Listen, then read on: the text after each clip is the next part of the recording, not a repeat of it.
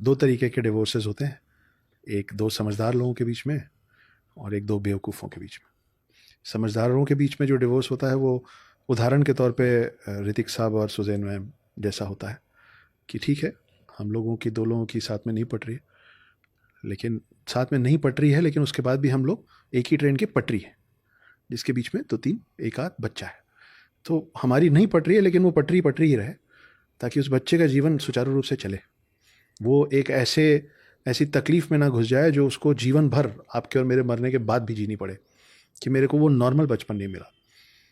पूरी कोशिश की गई थी कि ऐसा ना हो, पर लेकिन आपकी कहानी शिखर धवन वाली है। जी है, शिखर धवन, आयशा मुखर्जी वाली। मेरी थोड़ी दिनेश कार्तिक वाली भी है।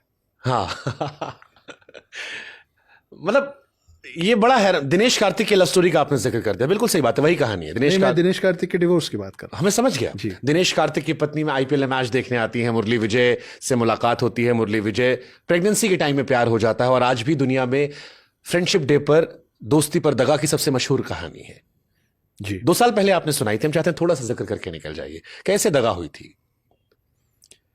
ताली दोनों हाथ से बजती है।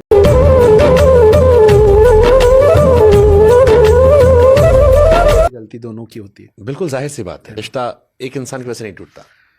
तो मैं ज़्यादा घुल मिल गया था अपने काम के प्रति, बैलेंस बिगड़ता। उस समय दीवानगी काम की थी, 5 रेस्टोरेंट थे और बनाने थे। लव मैरिज करने के बाद जी आप भटक गए थे काम के टूवर्ड्स। जी। फिर देखिए, सबकी अपनी अपनी ज़रूरतें होती हैं। कुछ ऐसे लोग होते हैं जिनको बहुत सारा पैसा चाहिए। एक्चुअली जिसके पास जो नहीं होता ना, उसको वही चाहिए होता है। बिल्कुल सही बात है, सहमत हूं मैं। हाँ, तो जिसके पास पैसा नहीं होता है, उसके घर के लोग जो उस पर आश्रित होते हैं वो बोलते हैं कि नकारा है, ये कुछ किया नहीं, हमको अभाव है चीज़ों का। एक समय मैं वो भी गुजारा, तो मेरा एकदम एक सूत्री कार्यक्रम बन गया कि मैं इतना पैसा कमाऊंगा कि कभी किसी चीज़ की कमी ना पड़े। मैं उसमें इतना घुला, इतना रमा। ऊपर से होटल रेस्टोरेंट का काम था, तो हमारा लौटने का समय ही 1-2 बजे रात का नॉर्मल है। और मैं अपने परिवार का पहला जनरेशन नहीं हूँ होटल इंडस्ट्री, तीसरा हूँ। तो हमारे घर में बहुत नॉर्मल है कि 1-2 बजे आ रहे हैं, फिर खाना खा रहे हैं, फिर सो रहे हैं, 11-12 बजे दोपहर में उठ रहे हैं, क्योंकि मालूम है कि फिर 2 बजेगा। उस चक्कर में घर से मेरा ध्यान बहुत ज़्यादा छूट गया।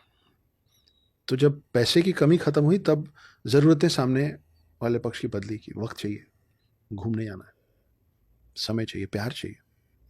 मेरे पास नहीं था, मैं अपनी चीज़ों में उलझा हुआ था। और ज़रूरी नहीं ना कि आपको प्यास लगे तो बिस्लरी या किसी मिनरल वाटर बॉटल का ही पानी पिएंगे। जब प्यास बहुत ज़्यादा लगती है तो आप नल से भी पीते हैं, स्टील के ग्लास में भी पीते हैं, घड़े से भी पीते हैं, कहीं से बहुत ज़्यादा प्यास लगे तो ऐसे उठा के भी पीते हैं, है ना। फिर वो कुआं हो, नदी हो, तालाब हो, कुछ भी हो, क्योंकि उस समय सबसे ज़रूरी हो जाता है प्यास। तो बस मैं उसको समय पे समझ नहीं पाया। तो दूरी होते होते कोई भी अकेला नहीं रहना चाहता। इंसान प्यार का भूखा होता है, कोई अकेला नहीं रहना चाहता। तो अकेलेपन को भरने के लिए जो सबसे करीबी साथ मिला, 2 लोग साथ हो लिए। बट मेरे मन में जब ये कहानी मैं सुन रहा था तो कई बार मुझे ख्याल आया कि क्या ये नाइंसाफी नहीं थी कि आपने 2 लोगों की कहानी को दर्द बनाकर बेच दिया? उससे क्योंकि वर्जन एक तरफा था। हाँ, हो सकता है सच हो, पर हर कहानी के 2 पहलू होते हैं। मैं तो चाहता हूं कि यहाँ एक और कुर्सी लगे सामने, एक नहीं, उस एक कुर्सी पे 2 लोग बैठे। देखिए, अब आपकी शादी हो गई है, नई वाली भाभी हमारी है। नहीं, उसमें कोई दिक्कत नहीं है। और एक शब्द आपने, अब आप एक नई बिटिया के बाप भी बन चुके हैं। जी, ये पहली बार आपके ही पॉडकास्ट में बोला जी, जा रहा है। आपको उसके लिए बहुत बहुत शुभकामनाएं। बहुत धन्यवाद। तो अब आपकी कमिटमेंट चेंज हो चुकी है, तो नई कुर्सी को लेकर जो ये ब्लश मारा है आपने, ये ब्लश मत कीजिए। नहीं, ब्लश खुशी वाला नहीं है। हर चीज़ को गुस्से से और भवें तान के बोलना ज़रूरी नहीं होता। तो मैं बोल रहा हूँ कि मैं तो सभी से बोलता हूँ कि एक बार आमने सामने तो बैठा हो,